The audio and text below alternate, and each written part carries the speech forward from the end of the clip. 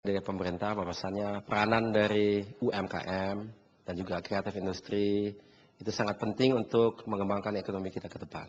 Nah, di sini ada beberapa elemen. Pertama, kalau kita lihat dari segi jumlah orang terlibat atau kontribusi dari segi memberi lapangan pekerjaan, kita seringkali lihat bahwa khusus UMKM memang adalah porsi yang gede. Technopreneur memang tidak identis dengan UMKM, namun memang karena technopreneur itu biasanya juga mulai dengan satu usaha yang kecil. Itu di awal pertumbuhan sebuah bisnis berdasarkan teknologi di Indonesia memang sering mulai sebagai UMKM. Jadi saya kira kurang lebih identis. Jarang kita mulai dengan satu bisnis teknologi yang langsung besar, itu harus mulai dengan dari kecil dulu. Dan bedanya dengan UMKM lainnya yang memang tidak berbasis teknologi, kita di situ memang dari awal sudah konsepkan sesuatu berdasarkan satu dalam bahasa Inggris competitive advantage. Jadi satu ide ada satu teknologi yang memang unggul dan seringkali ya sesuatu yang langsung kita harus ukur juga dengan satu standar internasional. Jadi karena teknologi itu seringkali datang dari luar atau orangnya yang menciptakan teknologi itu pasti juga karena dia berbasis sains dan teknologi yang memang pertumbuhan saat ini adalah sesuatu yang sangat internasional. Jadi elemen itulah harus sangat diperhatikan. Jadi keterbukaan daripada negara kita terhadap hal tersebut, baik dari segi informasi maupun komunikasi adalah sangat penting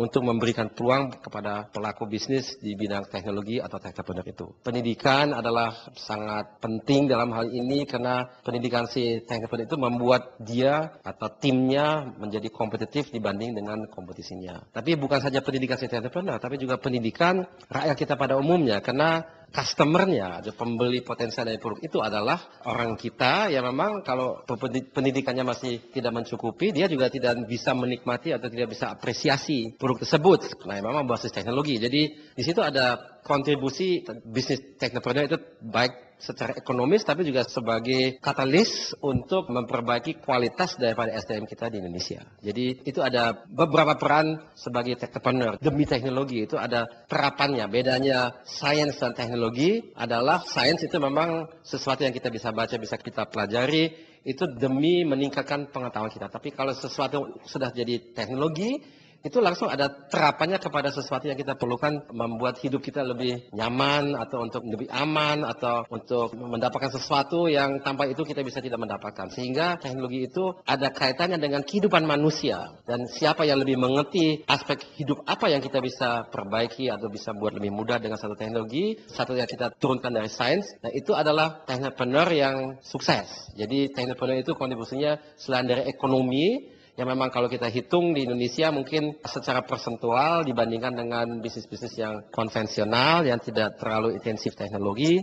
itu mungkin relatif kecil. Tapi kedepannya itu insya Allah harapan saya pribadi dan saya kira juga banyak orang lainnya akan lebih besar. Sehingga kalau kita melihat teknopreneur saat ini, sebetulnya kita sudah sedikit melirik ke Indonesia ke masa depan. Apa kita masih harus mengandalkan kepada bisnis-bisnis yang memang mengeksploitasi keunggulan secara komparatif kita di bidang sumber daya alam atau yang lain? Saya kira tidak saja itu, tapi teknopreneur itu memang juga merupakan satu aspek dari orang kita, dari ekonomi kita yang mengandalkan kepada satu keunggulan yang sustainable atau yang berkesinambungan yang bisa disebut sebagai keunggulan kompetitif. Saya kira kurang lebih itu komentar saya mengenai teknopreneur. Banyak yang sebetulnya serupa dengan bisnis yang konvensional, baik dari segi infrastruktur, baik dari segi dukungan dari dunia pendanaan. Itu bukan saja bank, tapi juga investor, bisa investment company, atau bisa juga di dalam sebutan investor kan ada yang namanya angel investor, maksudnya orang yang punya cukup uang untuk langsung invest ke dalam satu bisnis, tapi pengertian terhadap bisnis berbasis teknologi di Indonesia memang masih sangat kurang, sehingga dukungan dari segi dunia pendanaan ini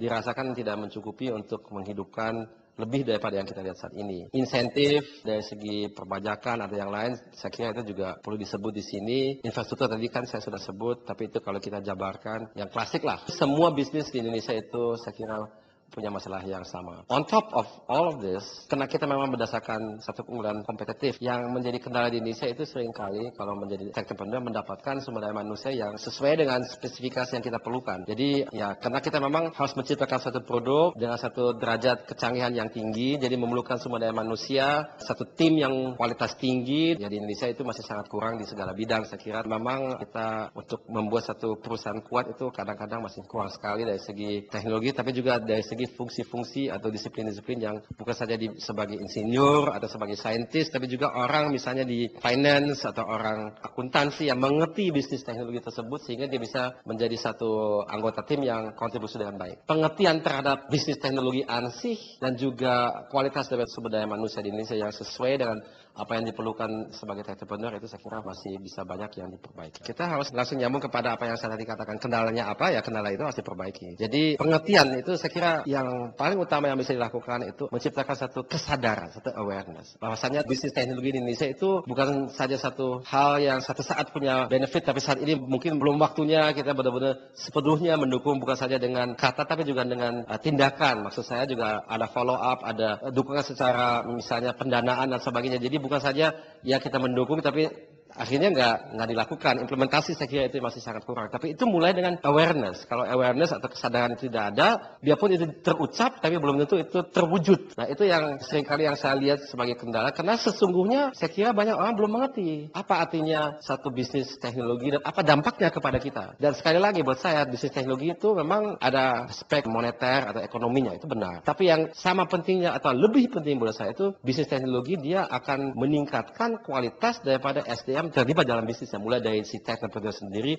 ataupun timnya ataupun staf pendukungnya, tapi semuanya itu akan mengalami satu proses nilai tambah dalam menjalankan satu bisnis berteknologi. Karena itu memang dari segi nilai intelektualnya kompleks sekali sehingga ada dampak yang lumayan signifikan kepada sumber daya manusia terkait. Jadi saya kira awareness itu salah satu yang penting. Selain dari itu kalau memang sudah aware, ya kita juga harapkan dari semua pihak ya ABG kan disebut akademisi, bisnis dan government itu mestinya setelah ada awareness, ada pengertian juga ada tindakan. Jadi konsekuen dengan itu. Kalau yang lain saya kira relatif teknis. Kita harus perbaiki apa yang tadi saya sebut sebagai kendala, itu memang harus kita kerjakan. Saya kira iya, karena ini adalah satu hal yang terkait dengan menumbuh kembangkan kesadaran. Memang itu bukan satu entrepreneur award, ini harus diartikan sebagai satu upaya berkesinambungan yang long term. Jadi kalau kita hanya buat 1-2 itu awareness-nya belum banyak yang tumbuh. Tapi kalau kita terus tiap tahun melakukan ini, saya yakin demi waktu itu akan ada perubahan. Kalau kita perhatikan di sains kan ada namanya